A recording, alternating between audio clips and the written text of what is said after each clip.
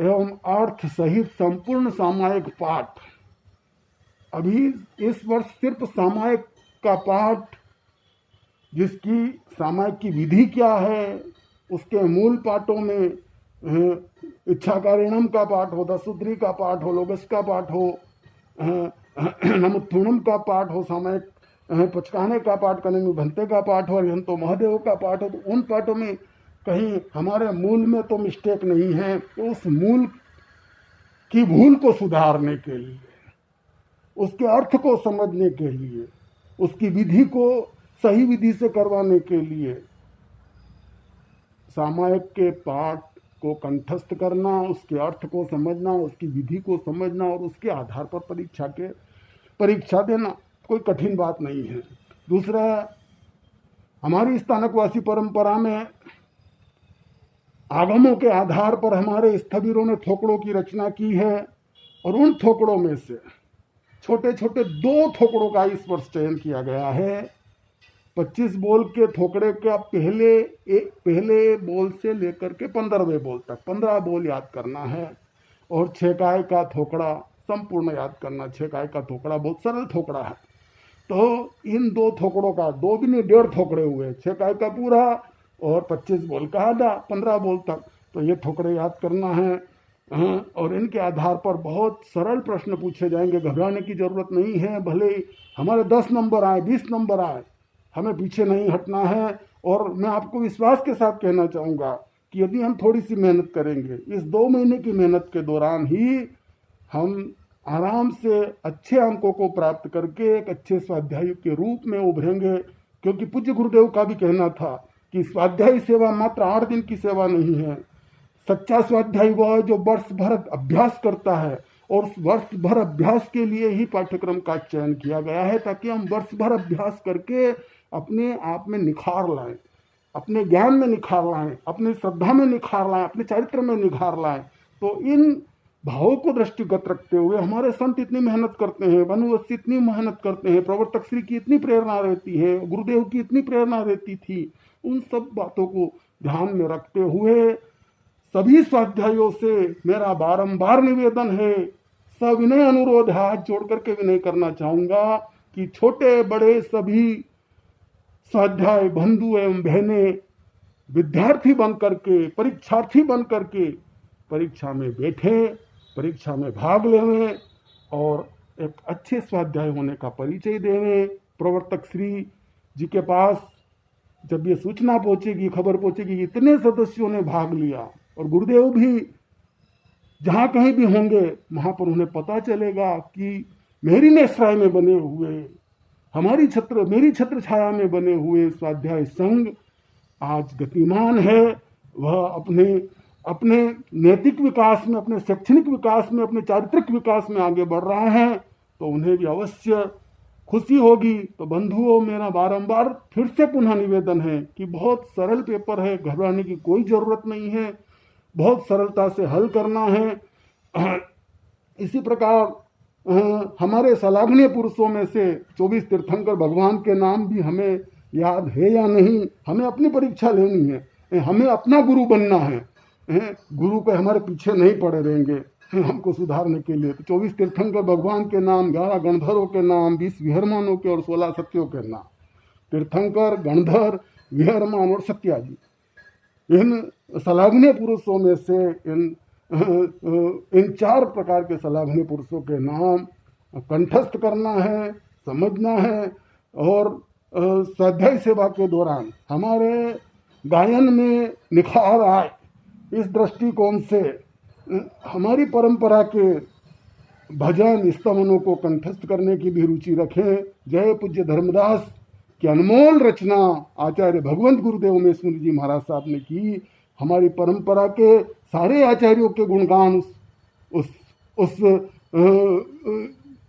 भजन श्रृंखला में हैं, तो वो हम कंठस्थ करें। अणु चालीसा, आचार्य भगवंत के प्रति श्रद्धा समर्पण करने के लिए अणु चालीसा, जिन चरणों में मन रमने दो, वह स्तमन बहुत वैराग्यवर्धक स्तमन है, उसको कंठस्थ करें।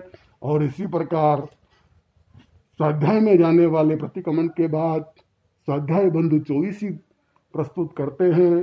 सभी लोगों को भाव विभोर कर देते हैं। बंधुओं, अपने शुभ भावों की अभिवृद्धि के लिए गायन कला भी अपना महत्व रखती है। तो 24 कंठस्थ करने का भी लक्ष्य रखें। 24 के माध्यम से लोगों में धर्म प्रभाव ना करे, क्योंकि 67 बोल के पाठ में, सम्यक्त के 67 बोल में प्रभावना 8 प्रकार की बताई गई है। धर्म कथनी के द्वारा प्रभाव ना करे, कविता पाठ के द्वारा प्रभाव ना करे। तो हमें अलग अलग क्षेत्रों में अपने आप को परिपक्व करके धर्म प्रभावना अपने आत्म उत्थान के लिए करना है। इस बात का ध्यान रखते हुए सभी से पुनः पुनः बारंबार सविनय हाथ जोड़ करके निवेदन है, विनंती है कि आयोजित होने वाली परीक्षा में अवश्य भाग लें। और दूसरी बात कहना चाहूँगा कि परीक्षा दिसंबर में आयोजित होगी, जिसकी सूचना आप तक पहुंचा दी गई है। तो उस परीक्षा के अभ्यास के लिए अनुवश्य पूज्य श्री संयत मुनि जी महाराज साहब की नेसराय में नागदा जिला धार में 2 दिन का स्वाध्याय प्रशिक्षण शिविर रखा गया है। उस पाठ्यक्रम का अभ्यास करवाने के लिए जो भी पाठ्यक्रम हमने तय किया है उसका अभ्यास 2 दिन के अंदर गुरुदेव हमें कराएंगे। तो सारे स्वाध्याय बंधुओं से, बहनों से निवेदन है कि आने वाली 21 और 22 नवंबर, 21 नवंबर शनिवार और 22 नवंबर रविवार, 21 नवंबर को सुबह 9 बजे से शिविर प्रारंभ होगा। 22 नवंबर को दोपहर 2:30 बजे शिविर की पूर्णाहुति होगी। तो सभी स्वाध्याय बंधु एवं बहनों से बार बार करबद्ध निवेदन करना चाहूँगा कि स्वाध्याय प्रशिक्षण शिविर में अनिवार्य रूप से आपकी उपस्थिति, आप सभी की उपस्थिति अपेक्षित है। हम सभी स्वाध्याय बंधु बहनें मिलेंगे, वहाँ पे रात्रि को संवर की आराधना करेंगे, दिन भर ज्ञानार्जन करेंगे। पूज्य संयत मुनि जी महाराज साहब का, पूज्य चंद्रेश मुनि जी महाराज साहब का, पूज्य जयंत मुनि जी महाराज साहब का और पूज्य अमृत मुनि जी महाराज साहब का हम लाभ लेंगे। वे हमें ज्ञानार्जन करवाएंगे। सभी स्वाध्याय भी आपस में मिलकर के ज्ञान चर्चा करेंगे, रात्रि का संवर करेंगे। और दूसरे दिन 2:30 बजे बाद वहाँ स्थानीय संघ के द्वारा वहाँ के मास खमन के तपस्वी, आपको ये बताना चाहूँगा कि छोटे से नागदा धार के क्षेत्र में 8 मास खमन हुए हैं। उन मास खमन के तपस्वियों की अनुमोदना का कार्यक्रम संघ ने रखा हुआ है।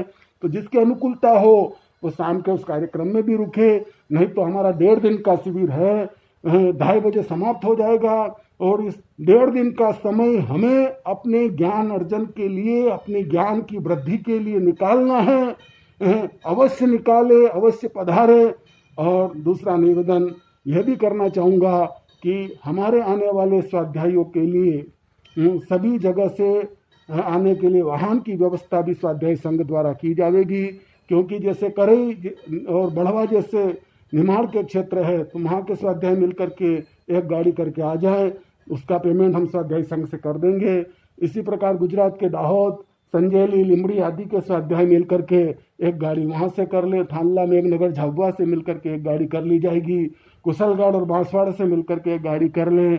इसी प्रकार देवास से आने वाले, शाजापुर से आने वाले स्वाध्याय बंधु बहनें सभी जो है कि जिस किसी भी सुविधा से आएंगे तो उसका पेमेंट हम स्वाध्याय संघ से करेंगे। क्योंकि स्वाध्याय संघ में फंड आता है और विभिन्न क्षेत्रों में स्वाध्याय के लिए जाने वाले स्वाध्यायियों को इसीलिए वहाँ के क्षेत्र के लोग अपनी सहयोग राशि देते हैं कि स्वाध्यायों के शैक्षणिक विकास हो, उनका नैतिक विकास हो, उनका चारित्रिक विकास हो।